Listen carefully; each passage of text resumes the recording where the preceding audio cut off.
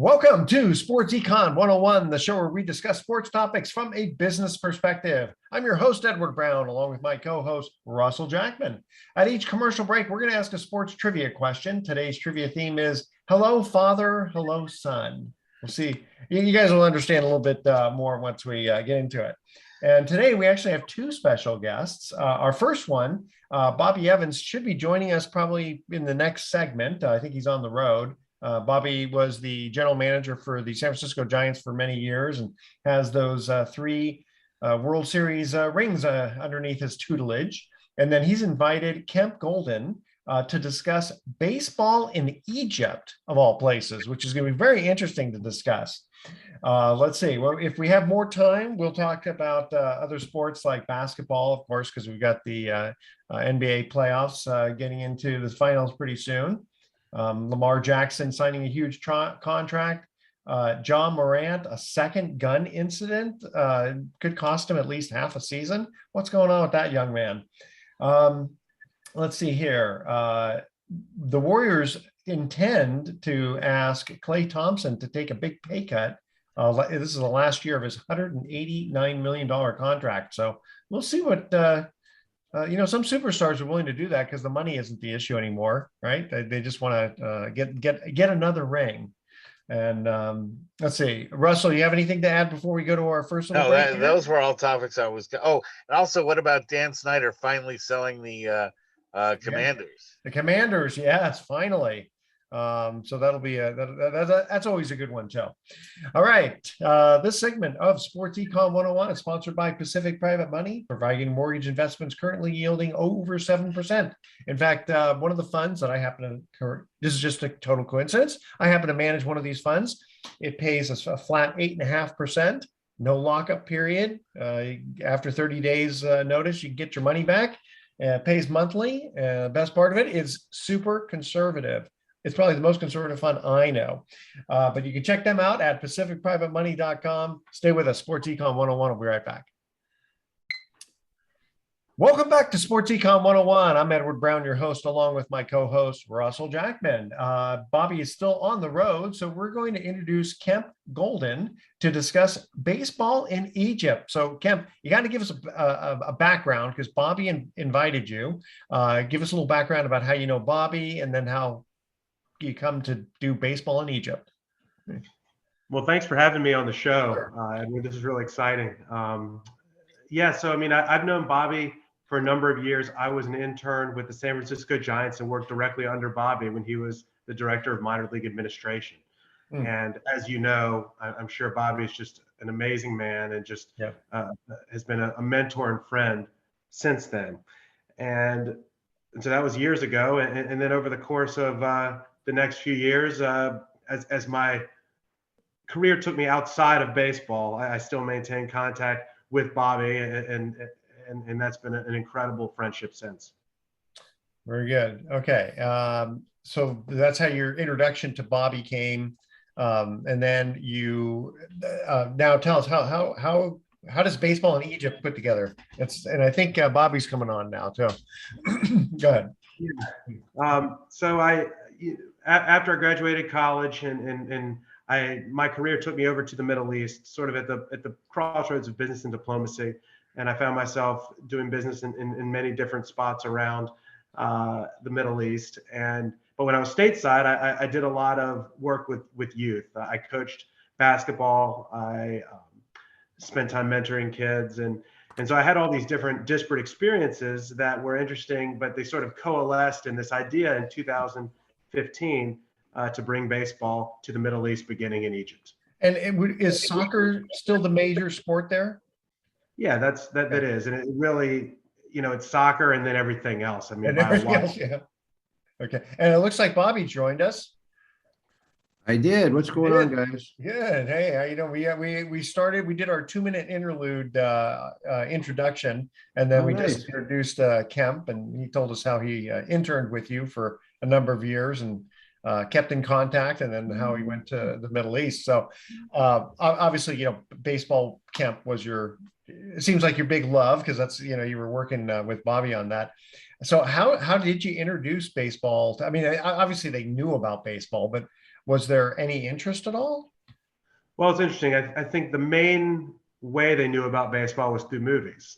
And so the early conversations I had with Egyptians, they discussed that classic scene of a catcher and pitcher communicating via hand signals and, and head shakes. And so that was sort of, many of them had thought of baseball through that lens. And that was sort of the highly dramatic moment that they remembered from baseball.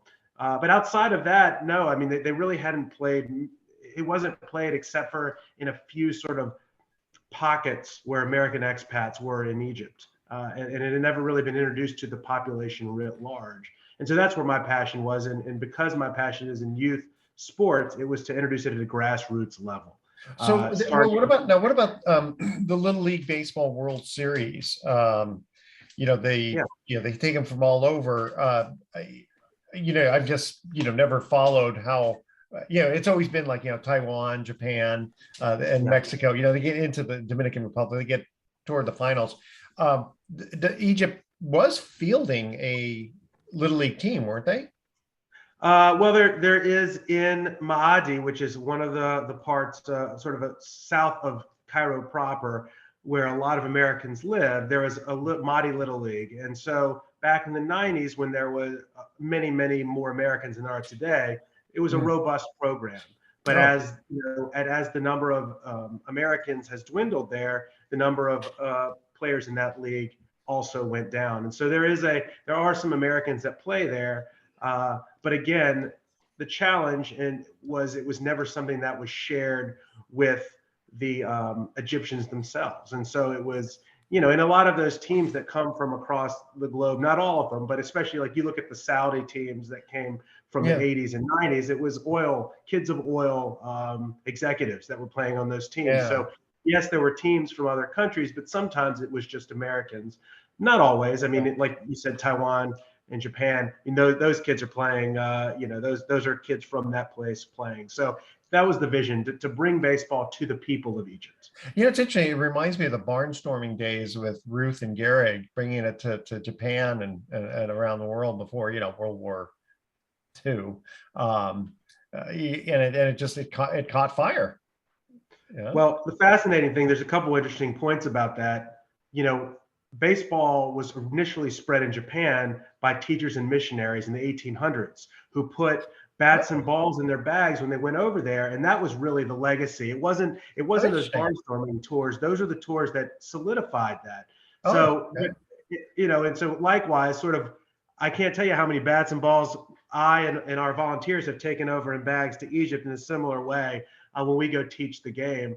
But the barnstorming tours are an interesting thing you bring up, because there were two tours that touched down in Egypt. One was in 1889. That was a Spalding-led tour that had many stops, including Egypt, where they played a really beautiful game on the Giza Plateau, and there are amazing pictures from that. And we've recreated that, having some games there with our kids right there by the pyramids. Oh, that is cool.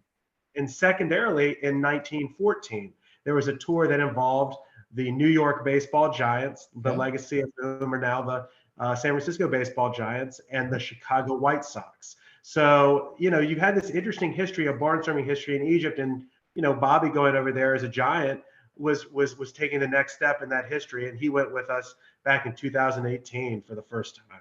Wow. Bobby, so you haven't said anything yet. When we've got about 2 minutes before our first commercial break for a trivia question. Why don't you go ahead and tell us how you know Kemp? I mean, I know he interned for you, but how did this all evolve? Yeah, well, I mean, Kemp first started talking about, he spent a lot of time working in the Middle East and in the tech world, and so when he mentioned the Middle East to me in baseball, I was not totally surprised, because I knew he had a passion for the game, but I really had no idea that he was trying something that, in a sense, Major League Baseball had not tried, which is trying to get interest in the game of baseball from a youth level up, a young age level up. And a lot of what Major League Baseball does is they bring the Major League players to all these different countries and bring games and events. And the NFL has done some stuff similarly. Yeah. But this is trying to grow the game from the grassroots level, the young youth level up. And and quite frankly, it's impressed a lot of people around the game, because that's not usually how the game has expanded. A lot of it has expanded from a financial standpoint first, bringing the major league players, major league game. Yet this is, really starting at a much younger level, and it's really probably better for the game overall. It's interesting. A few weeks ago, FP Santangelo Jr., who was one of our co-hosts, we were talking about the World Baseball Classic, and at the end when Ohtani strikes out Mike Trout, and it's like it was just. I think it kind of pushed everything to the next level. I mean, it's amazing how much more viewers there were on that. Tell you what, guys, we're going to go to our first commercial break. We're gonna hear from Russell also. I want you to ask some questions there, Russell. I know you're listening the whole time, taking this all in, but we want to hear from you. Okay. The theme again is hello, father, hello, son. All right. So here's the question. And again, I'm going to ask the question. If you guys know the answer, don't say anything yet. When we come back, we'll let you answer the question. All right. And these questions are not too hard. We'll start off with the easier one. Cecil Fielder had a big bat over 13 seasons in the major leagues while hitting 319 home runs. His son hit 50 home runs for the Brewers in only his third season. Who is his son? So what we want to know is Cecil Fielder's son. What is his name? Excuse me, I'll ask the question one more time. Cecil Fielder had a big bat over 13 seasons in the major leagues, I believe with the Detroit Tigers, while hitting 319 home runs. Boy, can you imagine being a pitcher facing him? That's like facing McCovey. It's like one of those, you throw the ball and you want to just kind of hide. The question is, who is Cecil Fielder's son? All right, stay with us. Sports Econ 101. I'll be right back. Don't touch that dial. Welcome back to Sports Econ 101. I'm Edward Brown, your host, along with Russell Jackman, our co-host here, and our special guests, Bobby Evans and Kemp Gouldin. Our first trivia question, Cecil Fielder had a big bat over 13 seasons in the major leagues while hitting 319 home runs. His son hit 50 home runs for the Brewers in only his third season. Who is his son? Anyone? Prince Fielder. Prince, there you go. Prince Fielder. Okay. All right. So now, Russell, do you want to ask the boys any questions? Well, I've been to Egypt myself. There was the Sinai. What was that? Yeah, it was turned over to Egypt. And one of the things that there was all that political unrest in Egypt, relatively recently, and I was wondering how you feel the political environment has changed there, if at all, and how that affects your players and being there in Egypt. I mean, at the end of the day, we are about the kids, right? I mean, I don't really speak about politics. It's so the heart of our mission is, Russell, is to using baseball to bring people together. We bring people together at the family, the community, and cultural levels. The family level being pretty self-explanatory. The cultural level being, all around society. So we have girls playing with boys. We have rich, poor, middle class, orphans all playing together. We have special needs kids playing there. Oh, okay. So that's the heart of it. It's baseball as a tool to build friendships. And at the cultural level, it's about the East and West, right? It's about American and Egyptians coaching together. And so I will say this: the Egyptian government has been extremely supportive of what we do. And I can't speak any more highly of their partnership in this. At the end of the day, I'm about the kids. I'm about the sport. Bobby's about the kids. Bobby's about the sport. And that's what we focus on. And we have been just, I think, over the moon. It's been exciting just to watch them take up the game and to see these friendships being built across divisions that human beings have done a marvelous job of creating over time. What age groups are you working with? We start with as young as 5 is what we've been doing, and we've worked really up to 14, and we've as we've gone on, we actually partner with schools, orphanages, and others. As we've worked with kids in schools, what we've seen is some of the older kids have come up and said, "Hey, we want to learn too," even though we're not focusing on the high schoolers. And so on their breaks, their lunch breaks, they'll come and work with our coaches. and work with our, and so that's been really, I think, it's confirmed my suspicion that this is a sport across all age groups that is going to interest the Egyptians. And they throw the ball a couple times, hear that sound of leather hitting rawhide or whatever, and it gets them pretty excited, and they keep coming back for more.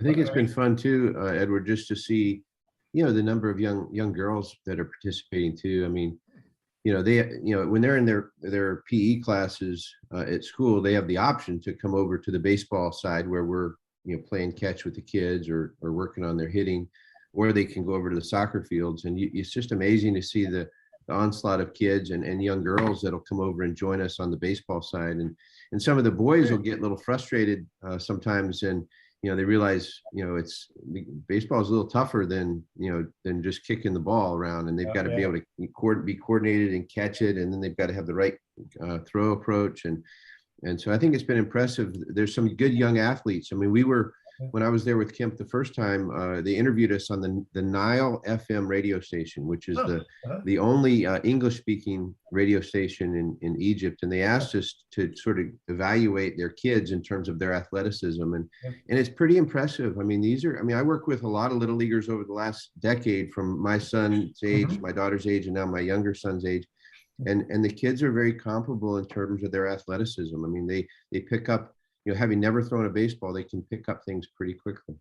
Well, have you seen any raw talent? Do you want to? Oh yeah. Yes, I saw this one left-hander. I call them the young Araldus Chapman, just because he, even at having not thrown the ball very much, he could really bring it left-handed. And so we're watching that kid. I've got high hopes for him. Well, it's really kind of neat especially, for a pitcher to be able to show them like different, show them how to throw a knuckleball, or off speed and all that. That's pretty fantastic. Do they have girls softball in Egypt? Well, and I think that's eventually, that'll be a long-term plan, right, to implement that. But as of right now, we have the boys and girls both playing baseball together. And are they pretty good? Yeah, I was gonna say with I'm not that familiar with the culture, except for what one would think a stereotype would be. Did they get? Is it the boys and girls? It's okay. The boys are not trying to overpower the girls or whatever. It's just all even. Or look, kids are kids, and so you put them out there, and if you watch boys and girls play together in the U.S., there's some fun dynamics that happen, and it's the same kind of thing, regardless of where they are. Kids are kids, and they're having fun and holding their own.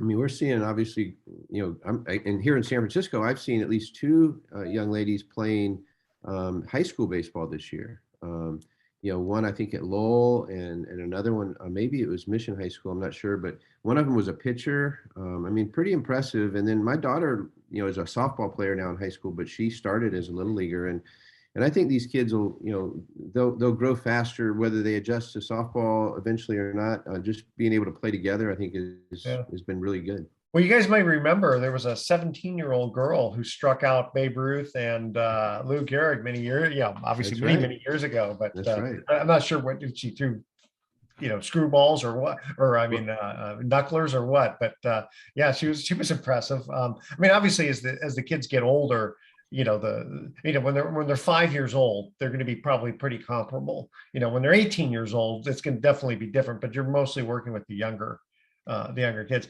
Is the idea to really, well, not the idea, but are you guys focusing on like the Little League World Series to try to field a really smoking hot team? I mean, I think it's always a long-term goal. I mean, we are, I think, to make it clear, we are an RBI affiliate of Major League Baseball, which is sort of a separate program, very similar. RBI was created to reach into places that baseball was not touching here in the U.S. at the time. And so as they've expanded outwards, they partnered with some international groups like our own. And so we're the first RBI affiliate in the Middle East, the first RBI league in all of the Middle East and Africa. And so that's been really a cool role to play for us. And so I see some of the challenge for us was, like everyone else, the pandemic sort of slowed us down for a few years, right? And so part of the vision is to have a team in the RBI World Series, part of the vision to bring Egyptian kids over. We brought Egyptian coaches over to learn here in the U.S. And embedded them in U.S. schools. And, even longer term than that, you're thinking about an Olympic team. You're thinking about Yeah. a team in the World Baseball Classic. Yeah. I think that's not too far away. Olympics obviously can be a little bit iffy whether a country keeps baseball or not from year to year, and that's always interesting. The thing I love about this is that it does span across the cultures. So it's like almost like no matter what's going on, you know, politically speaking, or unrest, there's something about sports, that just kind of brings everybody together. And that part was really cool. I like that. And Bobby's talked about, baseball as another language, right? As a language, bringing people together, bridging those gaps. Because you get on the field and it's just kids playing a game together. Whether they're American. Let me ask you about that. So with the coaches, you kind of bring it there, but do you have many Egyptian coaches who know the game well enough to teach the kids, or do you have to teach them and they teach the kids? Well, that's what we've been doing, right? That's part of the vision is to build capacity. And so we partner with schools, we bring donated equipment, and we have an incredible stable of equipment partners who have just stepped up in big ways. Everyone from Franklin to MLB has been big, new era, New Balance, Shut Sports. It's just been remarkable to watch them come over. So we equip these schools with equipment, and we train while we're training the kids, we're concurrently training their PE teachers, right? So to give them the ability to become coaches themselves. And so the teacher who I mentioned, one of them that we brought over to the US, he has now implemented baseball in his school's PE curriculum. He's taught alone over 1,500 kids over the past few years. Wow. And so, that's the kind of model we're thinking about. To your point, is we're wanting to raise up a generation of baseball coaches, and then obviously baseball players. And how many kids want to be catchers to put on what do they call it? The tools of ignorance, right? Is that what it is? Bobby was a catcher growing up. I'll let him kind of address the tools of ignorance. Yeah, I mean, one of the things that was fun, the second time I went, which actually was, just last year, had a father that approached me and said, "Hey, do you remember my son?" He introduced me to his son. I said, "Of course, he's only a couple of years ago." And he said, "Well, you know what's happened to him in the last 2 years?" And I said, "No, what's happened?" He's like, "He's become a baseball junkie. I mean, he's downloaded the MLB app. He's checking scores. He's watching highlights. That's great. He plays it on his PS4. So he's getting to know the players." And I'm like, hey, that's part of what baseball does, what sports does, is it inspires. I mean, that's what we're doing in Egypt, is we're inspiring the young athletes to compete, to dream big, to look beyond their current circumstances to potential of what the future could bring. And I mean, the Buster Posies, the catchers, all those guys are inspiring. Great. Hey guys, we're going to cut to another break because I want to find out if you're going to bring it to other countries too. That'd be kind of interesting. Okay, our second trivia question: fathers and sons, and these are all baseball questions here. Okay, so pitching great Joe Niekro played for 22 years and retired in 1988. Although his son was not a pitcher, he did play for 4 seasons in the major leagues. What was Joe Niekro's son's name? All right, stay with us. Sports Econ 101. We'll be right back. Welcome back to Sports Econ 101. One more time, I'm Edward Brown, your host, along with my co-host, Russell Jackman, and our special guests, Bobby Evans and Kemp Gouldin. Second trivia question: pitching great Joe Niekro played for 22 seasons and retired in 1988. Although his son was not a pitcher, he did play 4 seasons in the major leagues. What was Joe's son's name? Phil? No, that was his brother. Oh, his brother. Sorry. Lance was his son, and Lance did try to make a comeback at the end of his career as a pitcher, and it was in spring training for a club. But he played with the Giants in the minor league system for us, and I think he's done some college coaching more recently. So, well, so these questions are unfair because Bobby is like in the know on all this stuff. That's okay. Kemp was kind of shaking his head a little bit too. So, in fact, I was going to say that Joe, the Niekros were great at the knuckleball. So that's, if you're at the end of your career, that's what you come back as, a knuckleball pitcher. I was working with Bobby when we were working on Lance's contract, so I remember that very vividly. Yeah. Okay, great. So, Kemp, are there any other countries that you're planning on moving baseball into? That's a great question. And yeah, Egypt's just the start. Okay. You know, it's the idea is to bring it all over the region. We're talking to a number of countries about next steps, and so the idea is to yeah, I mean, it's a game that we love, and we want to share it with all our friends in the region. Very cool. Very cool.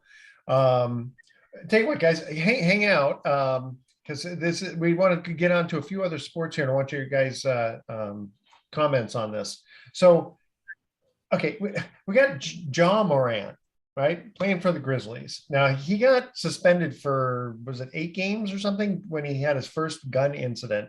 And now apparently there's been a second gun incident, and it could cost him at least half of the next season. You know, and the reason I'm kind of bringing this up, because you guys are dealing with young kids, you know, doing in Egypt, and then just the idea of mentoring kids. You know, you look at a kid like this, and I mean, he's got a lot of talent. And Bobby, I know you've seen this in baseball. It's like, how do you get to these kids? Well, you're dealing with mostly the adults, at least, you know, from a physical standpoint, they're adults. How do you get them to overcome these certain misgivings, I guess is a good way of. Well, your coaches are mentors. You try to create an environment where the players feel safe, the players feel engaged with the organization, you know, that's bigger, you know, big, and the game itself is bigger than all of us. And you try to create an environment where there's a learning opportunity.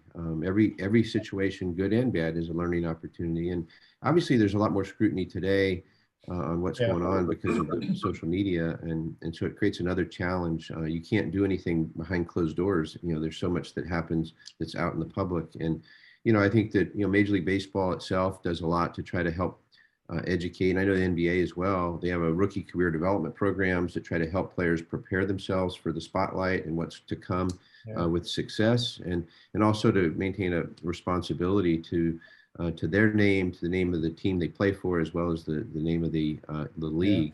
And these kind of things that happen, again, you know, are very concerning. And so you know, there's really mentorship that really helps bring guys from, you know, places of difficulty or challenge, or in some cases impropriety, to hopefully to a correct and better path. Well, can you imagine being, you know, 18, 19, 20, 22 years old, and suddenly, you know, you've gone from, and I don't know what his personal economic background is, but I'm sure it wasn't, you know, in the millions, right? And these guys now suddenly are multi-millionaires, and it just puts them in another world. And then, you know, you get all these other, you know, you get all the hanger-oners, you know, the entourage, and then the you know, the fame. And you know, somebody's got to really talk to these kids. You know, yeah, it's a lot about who they surround themselves with, and you know, and that's where, you know, families and agents and friends, you know, can help influence, you know, a positive direction for folks and for these players. And you know, you're right. There's a lot of notoriety. There's a lot of money. There's a lot of expectations. There's a lot of pressure, and so, you know, it takes a village. It takes everybody working together to make sure guys are successful, and, you know, ultimately their discipline of, you know, what they learned growing up and how to apply it in today's world. Russell, you want to make some comments on this? Well, you know, he's been offered a second chance, and it didn't take him more than 2 months to get back in trouble again. I'd be unsurprised if he got suspended for an entire season, given the severity of it and how little remorse he showed.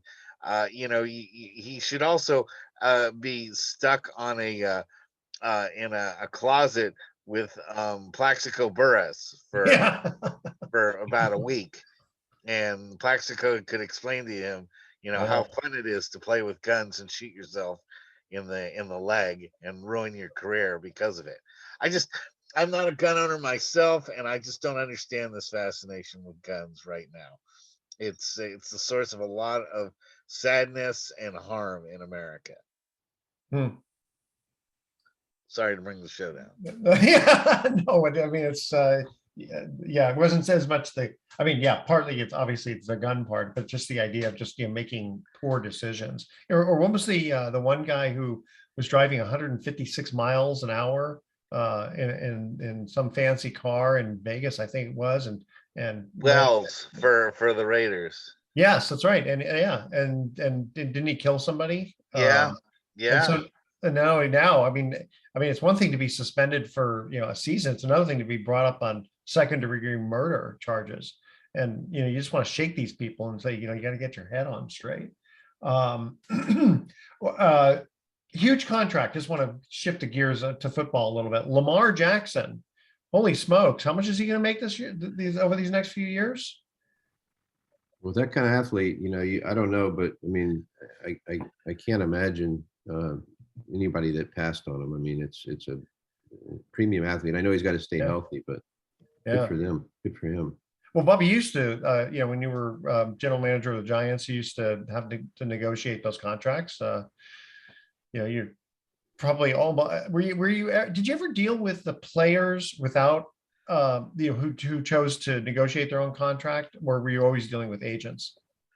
There's always both. I mean, we have relationships with the players. Players are around us every day, and vice versa. So we're, there's conversations that happen, but out of respect for the player and his representation, we try to work, primarily with them, but there's always the context of relationship that plays a factor in it too.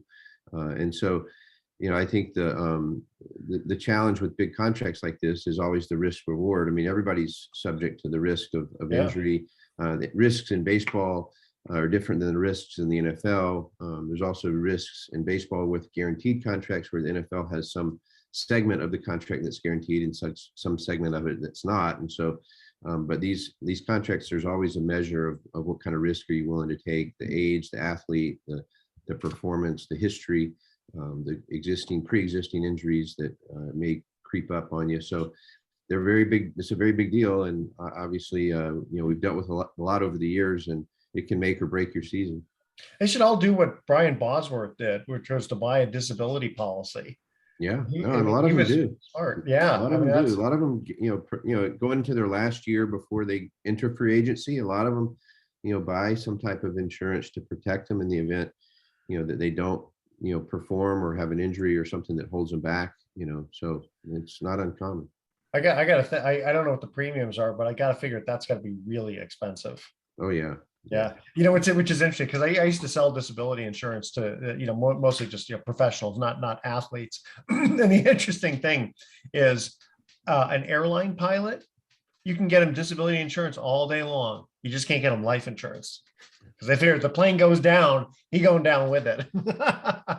Makes sense. Yeah. So now, Kemp, are you, this isn't your full-time job doing baseball in Egypt? It actually is. It is. Wow. Okay. That's impressive. I mean, it sounded like it was just, well, I guess it started off slow and then it really built, it picked up quite a bit. How many players do you have? In 2017 was our first event. We had about 40 kids and their parents who came to our first event, which, as you noted, is starting out small. This past school year, we taught 7,000 kids baseball. Wow. Well, yeah, gosh, I can imagine building up a pretty good all-star team with that. I think the thing to note about Egypt is it's a very big country. There's about 110 million people, 75% of whom are under the age of 25. So you've got a huge market from a sports economics perspective, a huge market for fans, a huge market for talent, and a huge market for baseball equipment. So from a purely economics perspective, it's a pretty special place, I think, moving forward for the game. There's probably some countries that, they looked at it and they tried to, and it just didn't catch fire. But it sounds like Egypt, I mean, if you got that many people playing, that it's really caught on. Yeah, I mean, it's still the early stages, Edward. I mean, I think the remarkable thing is how much we've been able to do in a short amount of time. But the growth potential is huge. I mean, and a lot of it, and Bobby and I have talked about this, it's a lot for us.